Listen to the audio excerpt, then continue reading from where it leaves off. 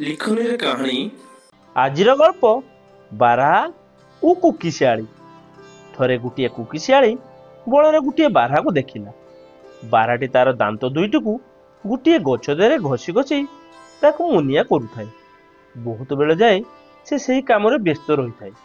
କୁକିଶିଆଳିଟି ତାହା ଦେଖି ଆଶ୍ଚର୍ଯ୍ୟ ହୋଇଗଲା।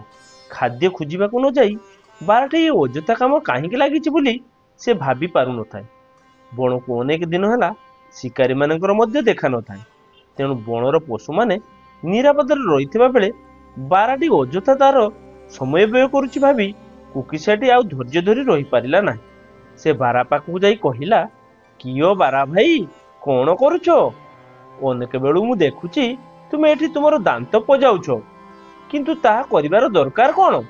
ଏବେ ତ ଆମେ ନିରାପଦରେ ରହିଛେ। ବଣକୁ ତ ଶିକାରୀଙ୍କର ଆସିବାର ଦେଖାଯାଉ ନାହିଁ। ଅଯଥା କାହିଁକି କଷ୍ଟ କରୁଛ?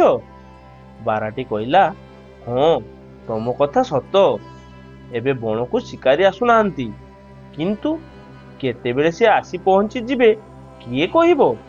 ତେଣୁ ଭବିଷ୍ୟତର ସୁରକ୍ଷା ପାଇଁ ମୁଁ ମୋ ଦାନ୍ତ ଗୁଡାକ ମୁନିଆ କରି ରଖୁଛି।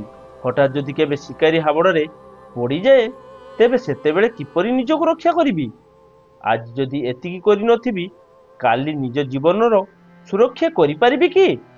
ଆଗକୁ ଭବିଷ୍ୟତ ଚିନ୍ତା କରି ସତର୍କ ରହିବା ଉଚିତ ବୋଲି ବାରାଟାରୁ କୁକିଶିଆଳି ଜାଣିଲା।